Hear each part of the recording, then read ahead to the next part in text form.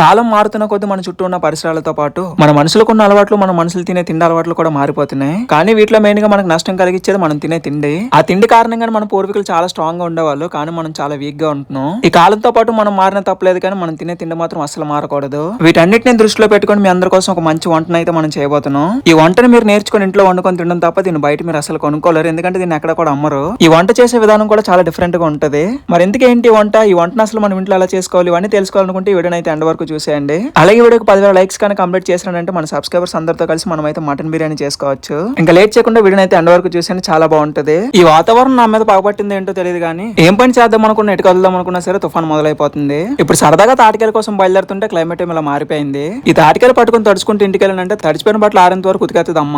ఇంకెలా పైన ఆకాశం చూస్తుంటే ఎప్పుడు గట్టి వర్షం పడిపోద్దని చెప్పి భయం వేస్తుంది. అసలు మేము వెళ్ళేది బీచ్ రోడ్ నుంచి కాబట్టి గాలి ఇంకా గట్టిగా వేస్తుంది. ఈ చిన్న పాపలు నా చిన్నప్పటి నుంచి చూస్తున్నాను, కానీ అక్కడ కూర్చున్నారు, కానీ అక్కడికి కదలట్లేదు వీళ్ళు. ఇప్పుడు మనం స్పీడ్కి వెళ్ళి తాటికాయలు తెచ్చుకోలేదంటే వాళ్ళని తడిసిపోతాం. కానీ ఎందుకంటే స్పీడ్కి వెళ్ళమంటే బండి దారిలోనే ఆగిపోద్ది. కాబట్టి ఇప్పుడు వెళ్ళే దారిలోనే బండిని ఖచ్చితంగా మార్చేయాలి. ఇంకా మా వాడి దగ్గరకు వచ్చి మా బండి ఎట్టేసి మా వాడి బండిని తీస్తాము. ఈ బళ్ళున్న వాళ్ళందరూ బండి అడగానే ఎందుకు ఫీల్ అయిపోతారో తెలియదు. ఒకడేమో పెట్రోల్ లేదంటాడు, ఒకడేమో టైర్లు గాలేదంటాడు, ఒకడేమో బ్రేకులు పని చేయట్లేదు అంటాడు. మా వాడు ఏకంగా లైట్ పని చేయట్లేదు చూసుకుంటూ అంటున్నాడు. అదేంటో తెలియదు, కానీ పక్కన బండి అడగానే బండికి అన్ని రిపేర్లు వచ్చేస్తే ఇంకా మా వాడు బండి నవ్వు తీచ్చాడు ఏడు తీచ్చాడో తెలియదు, కానీ బండి వేసుకుని పెట్రోల్ కొట్టడానికి వెళ్తుంటే బిల్డింగ్ కనిపించింది. ఇది చూడడానికి ఒక అద్దాల మేడలా కనిపిస్తుంది, కానీ పక్క నుంచి చూసామంటే ఒక టైటానిక్ షిప్ లా కనిపిస్తుంది. ఒకసారి ముందు నుంచి కూడా చూపిస్తాను చూడండి. దీని చుట్టూ వాటర్ కానీ వేసారంటే ఇంక షిప్ లాగా ఉంటది. ఇంకా మా వాడు ఏడుస్తూ ఇచ్చిన బండికి ఏడుస్తూ పెట్రోల్ కొట్టించడానికి పెట్రోల్ బంక్ వచ్చేసాం. ఇక్కడ ఖాళీ లేక కాసేపు ఏడ్చాం. ఇప్పటికి ఒక పక్క టైం అయిపోతుందంటే ఒక పక్క ఏమీ పెట్రోల్ ట్యాంక్ ఓపెన్ అవ్వట్లేదు. అలా ఓపెన్ చేయాలో కూడా మాకు తెలియట్లేదు. అక్కడ చెప్పినప్పుడు బాగానే ఉంది, కానీ ఇక్కడికి వచ్చిన తర్వాత చూస్తుంటే అసలు అవ్వట్లేదు. మా వాడు కన్నా మేము ఎక్కువ పిస్తున్న వాళ్ళం కాబట్టి 150 కొట్టించాం. దారిలో ఈ బ్లాక్ టైగర్ కనిపించింది, దీన్ని కూడా ఒకసారి చూసేయండి.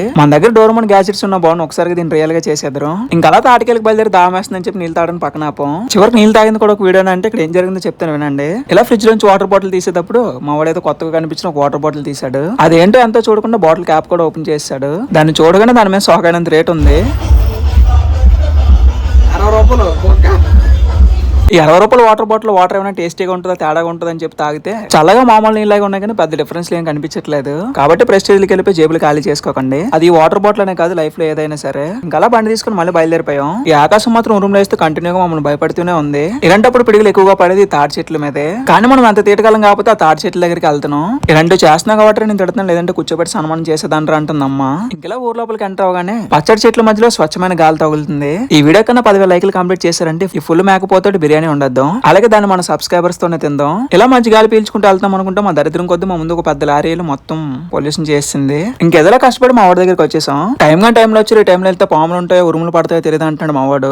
నేను ఇప్పుడు వరకు బాగానే ఉన్నాను, కానీ ఇప్పుడు ఎందుకో సడన్ గా ఆ తాటి చెట్టు ఎక్కాలనిపిస్తుంది. మా వాడు పాపం 60 రూపాయల వాటర్ బాటిల్ పట్టుకుని అటు ఇటు తిరుగుతున్నాడు. ఇంకా నీళ్ళు తాగిన ప్రతిసారి అదే గుర్తుకొస్తుంది వాడికి. ఇంకే చెట్టు మీదకి ఎక్కాలని ఆలోచిస్తుంటే చింటూ కూడా వచ్చి నేను తీసుకెళ్తాను పదండి అన్నాడు. ఇంకా మా జడ్ ప్లస్ సెక్యూరిటీ వేసుకుని బయలుదేరాం తుప్పల్లోకి.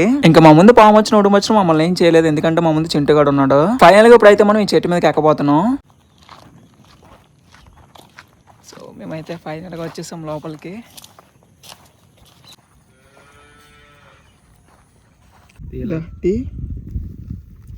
చూడండి పండు ఎంత బాగుందో, రెడ్గా.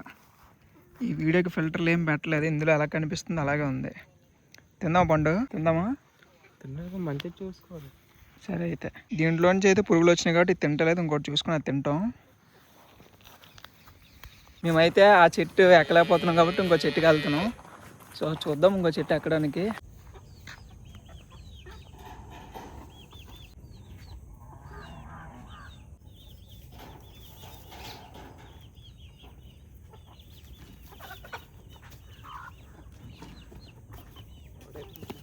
గుద్దు గుద్దు అబ్బా చెప్పొచ్చేస్తుంది వద్దులేమే.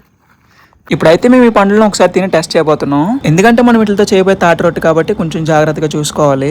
అంటే మంచి పండ్లను ఇంటికి తీసుకెళ్ళాలి. ఒకవేళ మెత్తగా లేకపోయినా తీగ లేకపోయినా సరే వీటిలో ఉన్న గుజ్జును మనం బయటికి తీయలేము, తీసినా సరే అది వేస్టే. ఒక్కొక్క చెట్టు పండు టేస్ట్ ఒక్కొక్కలా ఉంటుంది, అందుకే 2-3 టెస్ట్ చేసాం ఇక్కడే.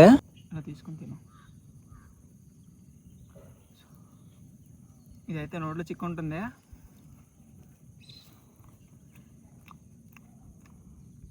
ఈ పండు అయితే మాకు అన్నిటికీ అనుకూలంగా ఉంది అండ్ బాగా నచ్చింది, అందుకే దీన్ని తీసుకుని వెళ్ళిపోతున్నాం ఇంటికి. మా అదృష్టం బాగుంది అయితే, కానీ క్లైమేట్ ఒకసారిగా మారిపోయింది, మబ్బులన్నీ మాయమైపోయినాయి. ఇంటికి వెళ్ళేపోట్లకి రాత్రి కూడా అయిపోయింది. ఈ వీడియోని కన్నా బ్లర్ చేయకుండా వదిలేసామంటే ఎంతో మంది కాపురాలు కోల్పోతే. వేటకెళ్ళిన రాజులైన ఇంటికి బేగా వచ్చేస్తారు, కానీ బయటకు వెళ్ళి మీరు రావడానికి ఎంత టైం పడుతుంది ఏంటో అని అడుగుతుంది అమ్మ.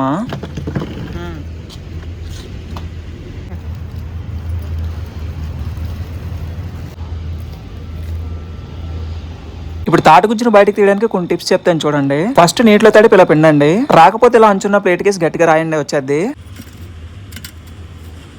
ఇప్పుడు ఇలా తీసిన గుజ్జును పక్కన పెట్టుకోవాలి. మనం తెచ్చుకున్నవన్నీ మంచి పండ్లు కాబట్టి మంచి గుజ్జు వచ్చింది మనకి. ఇప్పుడు దీన్ని అలా తీసుకెళ్లి మినపరుపులో వేసుకోవాలి. తర్వాత దీంట్లోకి సరిపడగా ఉప్మా రవ్వ కూడా వేసుకోవాలి. ఈ వంట చేయడానికి గల కారణం ఏంటంటే, మధ్యకాలంలో పిల్లలకి ఏదైనా కావాలంటే ఎగ్ పఫ్లు, పిజ్జాలు, బర్గర్ ఇలాంటివి పెడుతున్నారు, కానీ ఇలాంటి మంచి వంటలు ఏమీ పెట్టట్లేదు. కాబట్టి ఇలాంటి మంచి వంటలు కొంచెం కష్టంగా ఉన్నా సరే ఇలాంటివి చేసి పెట్టండి. ఆరోగ్యానికి మంచిదైన విషయం పక్కన పెడితే దీని టేస్ట్ కూడా చాలా బాగుంటదంట. ఇలా ఇందులోకి బెల్లం కూడా సరిపడా వేసుకోండి. అలాగే కొంచెం సాల్ట్, మంచి ఫ్లేవర్ కోసం యాలకులు కూడా వేసుకోవాలి. ఇప్పుడు దీన్ని చేతితో బాగా కలుపుకున్నాక ఒక పెద్ద గిన్నెలో ఇలా ఆకులు పెట్టుకొని అందులో నూనె కూడా వేసుకున్నాక పిండి మొత్తం అందులో వేసేసుకోవాలి. దీన్ని మొత్తం ఇలా సర్దుకుంటే ఇంకా మంచిది. ఇప్పుడు దీనిపైన కొంచెం నూనె కూడా వేసి మళ్ళీ ఆకులు వేసేసుకోవాలి. ఇప్పుడు దీన్ని కాల్చే విధానం చాలా కొత్తగా ఉంటుంది, మీరు కూడా చూడండి. దీన్ని మాత్రం ఖచ్చితంగా కట్టెల పొయ్యి మీద కాల్చాలి, అప్పుడే దీని టేస్ట్ వస్తుంది. ఇలా పొయ్యి మీద పెట్టి చాలా సేపు ఉంచిన తర్వాత దాని కూడా మొదలవుతుంది.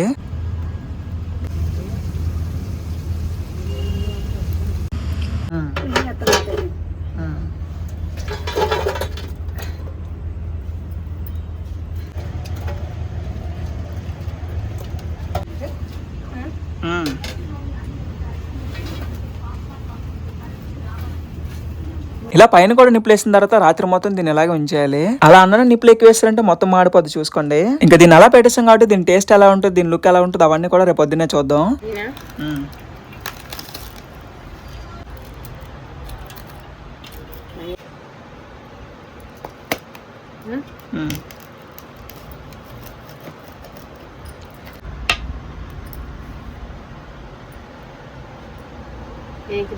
దీని లుక్ అయితే ఇలా ఉంటది అనమాట. దీన్ని మీలో ఎవరైనా సరే ఇప్పటి వరకు టేస్ట్ చేశారో టేస్ట్ చేయలేదో ఒకసారి కింద కామెంట్ చేయండి. ఈ కాలంలో మనం తినే తిండితో దీన్ని పోలిస్తే ఇది 1000 రేట్లు ఎక్కువ.